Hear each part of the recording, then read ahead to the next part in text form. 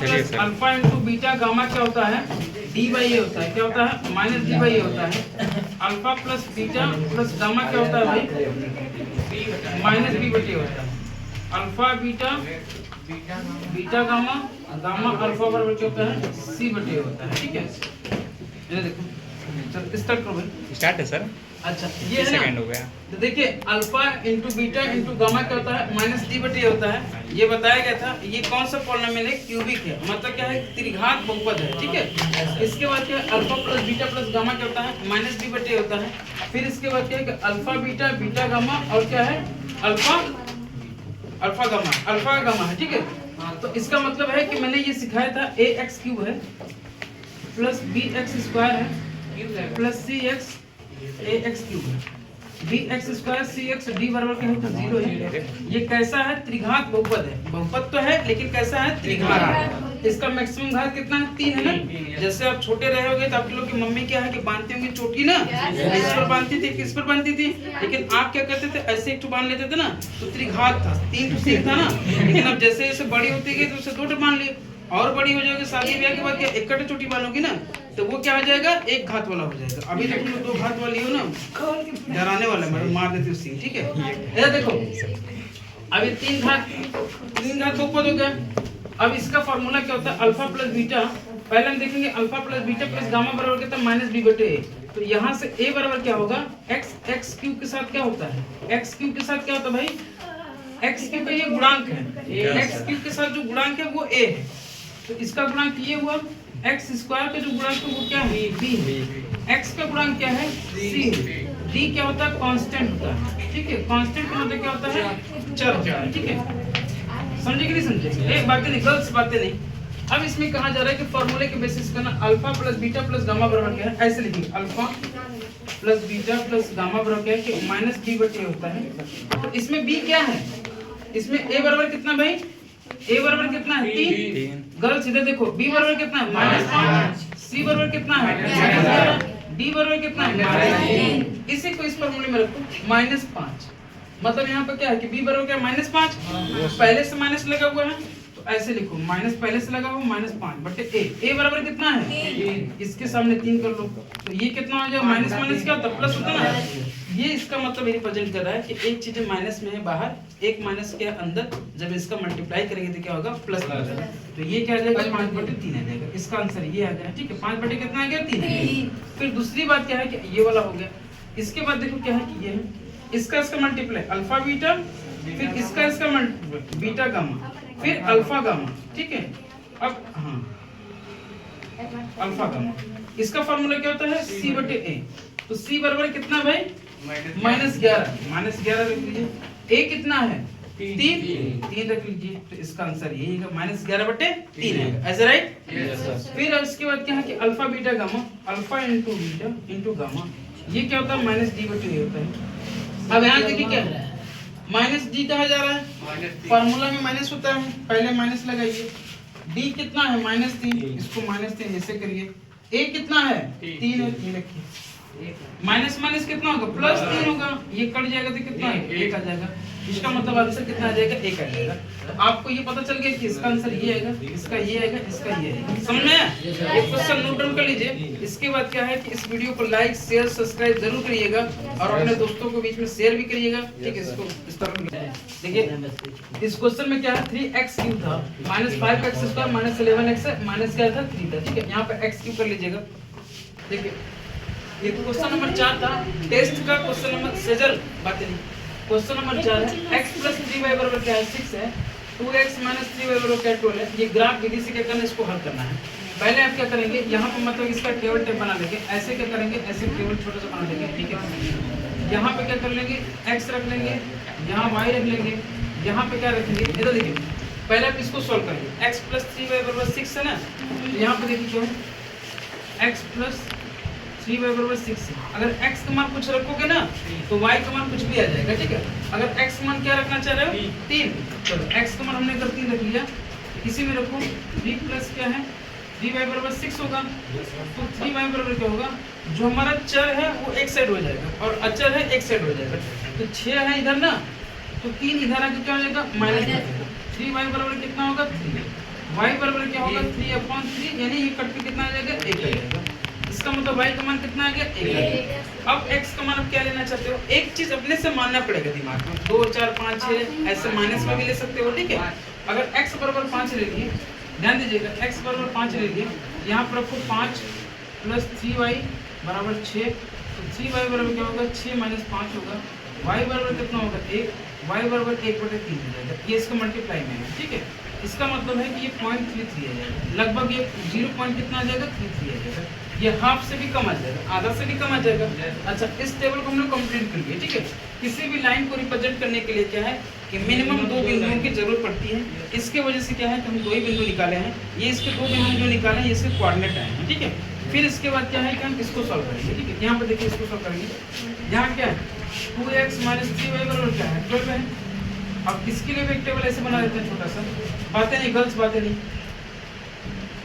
x है y है, अगर आप x का वैल्यू कुछ भी लेना चाहते हो, सपोज दैट x का वैल्यू क्या ले रहे हो 8, x का वैल्यू यहाँ मैंने 8 ले लिया, तो 2 × 8 रख लिया, -3y बराबर क्या होगा 12 होगा, -3y बराबर क्या होगा 12 - 16 हो जाएगा ना, 8 दूनी कितना होता है 16, तो 16 उस पर जाएगा ना, चर में से चर ही कटता है, अचर में से अचर, ठीक है। तो इधर कितना हो जाएगा -3y, यहाँ -4 आ जाएगा, तो ये कट जाएगा, तो y बराबर कितना होगा 4/3, इट मींस 1.33 आ जाएगा, समझे कि नहीं, 1 दशमलव कितना आ जाएगा 3 आ जाएगा ना। तो इसका मतलब x हमने क्या माना था 8, y क्या है 1.33। अब x क्या लेना चाह रहे हो, x बराबर 0 लेना चाह रहे हो, इसमें रखो 2 × 0 -3y बराबर 12, यहाँ पर 0 माइनस क्या होगा 3y बराबर क्या होगा 12 होगा, -3y बराबर क्या होगा 12, इधर जाकर 0 क्या हो जाएगा माइनस हो जाएगा ना, इधर जाकर 0 माइनस करोगे तो वही आएगा, -3y बराबर कितना होगा भाई -12, y बराबर कितना हो जाएगा -12 अपन क्या हो जाएगा, नहीं ये -12, ये -12 नहीं है 12 है, ठीक है, ये 12 है, ये कट जाएगा तो कितना आएगा -4 आ जाएगा। अगर हमने x का मान क्या रखा था 0, तो y का मान कितना आएगा तो -4 है, यही है ना।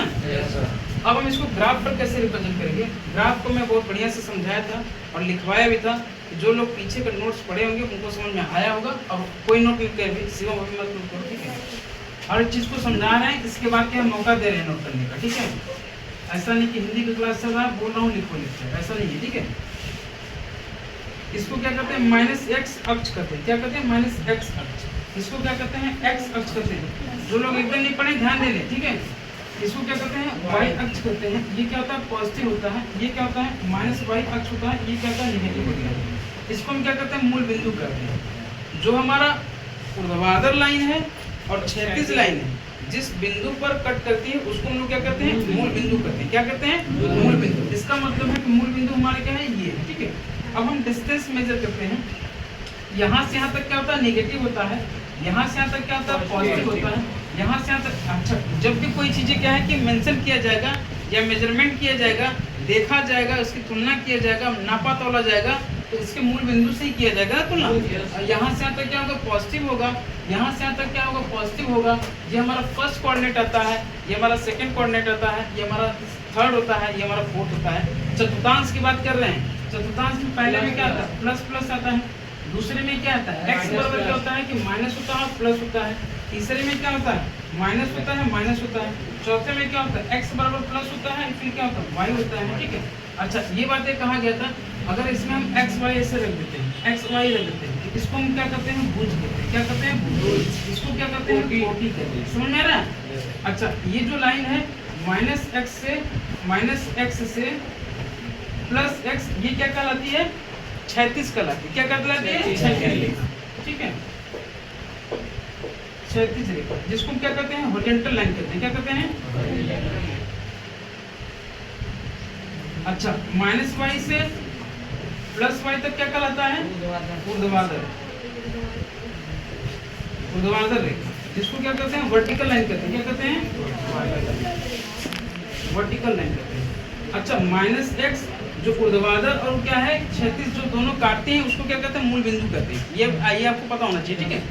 इसके बाद देखिए क्या है, इस ग्राफ को कैसे रिप्रेजेंट करेंगे, पहले हम इसको रिप्रेजेंट करते हैं x बराबर 3 y बराबर 1, यहाँ पर हम क्या ले लेते हैं 1 सेंटीमीटर 2 सेंटीमीटर 3 4 5 6 7, यहाँ पर भी 1 2 3 4 5 6 7 8, यहाँ पे क्या होगा, अब इधर क्या माइनस होगा, यहाँ पे क्या होगा -1 -2 -3 -4 -5 ओके ओके वेट यहाँ क्या होगा -1 -2 -3 आप लोग मत बोलिए नहीं, पूरा आवाज उसी में गूंजेगा, फिर उसी में माइनस करते करते बोलोगे ओम नमः शिवाय, ठीक है। ऐसे हवन में जैसे डालते नहीं है ऐसे समझ में आएगा, ठीक है, ध्यान दीजिएगा। अब देखिए इसको रिप्रेजेंट करना है, x बराबर 3 है, x क्या है 3 यहाँ पर है, y बराबर 1 यहाँ पर है। इसका मतलब है कि ये चीजें ऐसे हम कर यहाँ से स्केच से करेंगे तो ये चीजें क्या है कि यहाँ इस बिंदु पर क्या है कि मिल रही है, ठीक है। इसको मैं से डॉट कर लेंगे, ठीक। फिर इसके बाद क्या x बराबर 5 है ना, x बराबर 5 यहाँ पर चलेंगे, y बराबर क्या है कि 0.33 है, मतलब आधा से भी कम है, आधा हमारा यहाँ पर होगा तो यानी इसके नीचे मिल जाएगा, ठीक है। इसका मतलब है कि ये ऐसे जाएगा और यहाँ से आधा से भी कम है 5 तक जाएगा, ये यहाँ मिल जाएगा, यहाँ पे मिल जाएगा, ठीक। अच्छा ये इस पॉइंट का नाम हम रख देते हैं a, इसका नाम क्या रख देते हैं b, ठीक है। समझ आ रहा है कि नहीं यार, चलो a लिख देते हैं थोड़ा बड़ा में, b लिख देते हैं। फिर इसके बाद क्या है कि अच्छा अब ये क्या आ गया, इसको रिप्रेजेंट करते हैं, x बराबर 8 है, y बराबर क्या 1.33, x बराबर 8 कहाँ पर है, यहाँ पर मैं मान लेता हूँ x बराबर 8 है। इसके बाद y बराबर क्या है 1.33, यानी 1 के 1.5 के ऊपर होगा, लगभग यहाँ होगा, ठीक है, 1.5 के नीचे होगा। यहाँ से हम ऐसे कंसीडर कर लेंगे, ऐसे रिप्रेजेंट कर लेंगे, ये यहाँ पर आ जाएगा, इस पर मिल जाएगा, इसको हम c मान लेते हैं। अब क्या है कि x बराबर 0, y बराबर -4, x बराबर 0 का मतलब यहीं पर होगा, y बराबर -4 का मतलब यहाँ हुआ, तो इसको मैं ऐसे मान लेंगे ये यहाँ पर, ठीक है। अब क्या कहा जा रहा है कि इस पॉइंट को मिलाना है, ठीक है। अब इसमें 2 पॉइंट बन गए, 2 रेखा मिल गया ना, एक का लीनियर इक्वेशन क्या है कि ये बनेगा, जैसे इस पॉइंट को पहले मिलाएंगे तो ये वाला बनेगा, और दूसरे के क्या बन जाएगा, यहाँ से यहाँ तक बन जाएगा, ठीक है, यहाँ से यहाँ तक क्या है बन जाएगा। भाई इसका हमने क्या है कि इसका पॉइंट एक निकाला था, ये इसका पॉइंट ये निकाला था, ठीक है। तो अब इसमें क्या कोई ट्रायंगल उंगल तो नहीं बन रहा है, नहीं स्क्वायर बनता है, पैरेलल बनता है, ट्रायंगल बनता है, इंटरसेक्ट करता है या फिर परपेंडिकुलर होता है, तो ऐसी कंडीशन तो हो नहीं रही है, ठीक है। एक मैं देता तो ये वाला बनता, अब इसमें दोनों एक ही साथ कंबाइन दे दिया हूं तो दोनों का है रिप्रेजेंट करना है, तो दोनों को इस तरह से रिप्रेजेंट करें। अब इसका इक्वेशन जो है ये, इसका इक्वेशन ये है 2x नहीं x प्लस क्या है 3y बराबर कितना है 6। इस लाइन की इक्वेशन क्या है 2x minus 3y बराबर 12, ठीक है। ये इसको नोट कर लीजिए सभी लोग। देखिए बातें नहीं, क्वेश्चन ध्यान से सुनिएगा। 8 से विभाजित होने वाले 3 अंकों की संख्या कितनी होगी और योगफल ज्ञात करें। देखिए 8 से विभाजित होने वाली संख्या कैसे निकालेंगे, 3 अंकों की संख्या। तो पहले आप ये ध्यान रखिएगा, 3 अंकों की सबसे छोटी संख्या क्या होती है, 3 अंकों की छोटी संख्या क्या होती है, छोटी संख्या 100 होती है ना। इस 100 में क्या करेंगे हम 8 को पहले भाग देंगे, ध्यान दीजिएगा, 100 में 8 को भाग देंगे, ये कितना होगा 2 होगा। फिर ये कितनी बार जाएगा, जैसे 2 बार जाएगा ना भाग, तो हम 3 बार लेके जाएंगे, कितनी बार 3 बार, ज्यादा। 8 3 कितना होता है 24 होगा। फिर इसको उल्टा घटा देंगे, 24 में से 20 को घटा देंगे तो 4 आएगा शेषफल, इसको माइनस नहीं ध्यान रखना है, ठीक है। अब ये जो शेषफल आया है इसी 100 में क्या जोड़ देंगे, तो 100 + 4 कितना हो गया 104। इसका मतलब पहली संख्या 104 आ गई। अब हमको क्या निकालना है, दूसरी संख्या निकालना है, 8 से विभाजित होने वाली है, इसी में 8 जोड़ देंगे तो क्या आ जाएगा 112 आ जाएगा। फिर 8 जोड़ देंगे तो कितना हो जाएगा 120 हो जाएगा, फिर 128 हो जाएगा। लेकिन हम ऐसे कहाँ तक करते चले जाएंगे, 3 अंकों की बड़ी संख्या क्या होती है, बड़ी संख्या क्या है 3 अंक, 3 अंक, ठीक है। अब क्या है कि 999 है, तो 999 तक तो हम नहीं जाएंगे ना, अब इसकी आखिरी संख्या निकालनी होगी, तो 999 में हम क्या करेंगे भाग करेंगे। इधर देखो भाई सभी लोग बातें नहीं, 8 एक कम कितना होगा 8, यहाँ कितना बचेगा 1, और 8 बने कितना होगा 16, यहाँ 3, 8 चौक 32 होता है, 8 5 40, यानी ज्यादा हो जाएगा ना। लेकिन इसमें क्या है कि जैसे नॉर्मल भाग करते हैं उसी तरीके से करेंगे, ठीक है। 8 3 कितना होगा 24 होगा, 8 चौक 32, 8 चौक 32। अब यहाँ पर कितना आ गया 7 आ गया ना। ये जो शेषफल है इसमें से घटा 999 में से क्या 7 घटा देंगे तो 992 आ जाएगा, ठीक है। ये हमारी क्या है कि 3 अंकों की सबसे बड़ी संख्या होगी जो 8 से विभाजित होगी, समझ में आ रहा है कि नहीं आ रहा, ठीक है। अच्छा अगर इसमें 8 जोड़ दोगे तो कितना हो जाएगा 1000 हो जाएगा, लेकिन 1000 क्या है कि 3 अंकों की बड़ी संख्या नहीं है, ठीक है। इसलिए क्या हो जाएगा ये लास्ट में कितना आ जाएगा 999 आ जाएगा, 992। अब यहाँ पे देखो क्या है कि मैंने बताया था जो पहला पद होता है इसको हम ए करते हैं, ये क्या होता है पहला पद होता है। इसके बाद ये क्या होता है a2 होता है, इसको क्या कहते हैं दूसरा पद, क्या कहते हैं दूसरा पद। अब देखो क्या है कि इसका सर्वांतर क्या होता है, नोट मत करिए अभी, दूसरा पद माइनस पहला पद बराबर क्या होता है तीसरा पद माइनस दूसरा पद। मेरे कहने का मतलब है कि दूसरे पद में से अगर जितना घटाएंगे पहला पद जो आएगा वही उतनी ही संख्या क्या होनी चाहिए कि तीसरे पद में से क्या है कि दूसरे पद का भी डिफरेंस आना चाहिए, अंतर आना चाहिए, तभी तो सार्वंतर कहा जाता है। ठीक है, तो इसका मतलब है कि d बराबर, इसको सार्वंतर कहेंगे, सार्वंतर जिसको d कहेंगे, सर्वांतर होता है सर्वांतर। ठीक है, 120 112 माइनस 104, 120 माइनस 112, ये कितना आ जाएगा 8 आ जाएगा, यानी d बराबर कितना आ गया 8 आ गया। ठीक है, इसके बाद क्या है कि इसका अंतिम पद क्या है, an बराबर कितना होता है 992 है, तो हमको क्या निकालना n निकालना पड़ेगा। a प्लस क्या है कि n माइनस 1 d निकालेंगे। पहले हम क्या करेंगे, पदों की संख्या कितनी है, यहाँ से यहाँ तक क्या पदों की संख्या नहीं पता है, तो an बराबर कितना रखेंगे 992, a बराबर कितना है 104, n माइनस 1, d बराबर कितना है 8 है।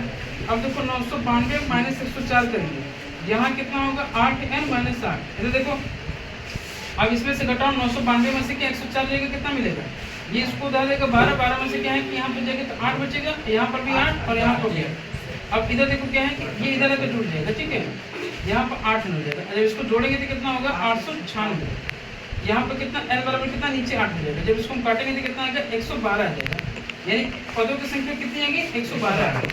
n का मान कितना है 112। आपसे क्या पूछा जा रहा है, सबका योगफल पूछा जा रहा है, तो एक योगफल का फॉर्मूला मैं बताया था ना, Sn बराबर क्या होता है, एक होता है n/2, 2a प्लस क्या होता है n माइनस 1 d, इसमें रख लीजिए, या फिर Sn बराबर क्या होता है n/2 a प्लस क्या होता है l, l क्या होता है अंतिम पद होता है, अंतिम पद होता है जिसको क्या कहते हैं l इक्वल टू an होता है। ठीक है, तो इसको हम l भी कहते हैं, इसको हम an भी कहते हैं। ठीक है, इसको हम l भी कहते हैं लास्ट तक। इसी फॉर्मूले में लिखिए Sn बराबर कितना है 112 याद ना, 112/2 रखिए, फिर इसके बाद पहला पद कितना है भाई 104 है, आखिरी पद कितना है 992 है। इधर देखो इसको काटोगे तो कितना हो जाएगा 56 हो जाएगा, इसको जोड़ोगे तो कितना हो जाएगा 6 0 1006 हो जाएगा, यही है ना। हाँ 4 को कितना होगा 6 होगा, फिर ये 9 होगा। ठीक है, ये 9 हो जाएगा। ठीक है, 56 का मल्टीप्लाई कर लो, 1096 में 56 का मल्टीप्लाई करना है, तो 56 6 का कितना होता है 336 होता है, 336 के 6 हो जाएगा, हासिल कितना हो गया 33 हो गया, और 56 9 कितना 9 6 54, 5 45 45 504 हुआ। ठीक है, 504 और 33 कितना हो जाएगा 537, 537 के कितना होगा 7 होगा, हासिल कितना होगा 537 हुआ ना 5 हो जाएगा, फिर 56 5 कितना हो जाएगा 61 हो जाएगा। ठीक है, ये लिखो 61,376 इसका आंसर है, मल्टीप्लाई कर लेना भाई इसको।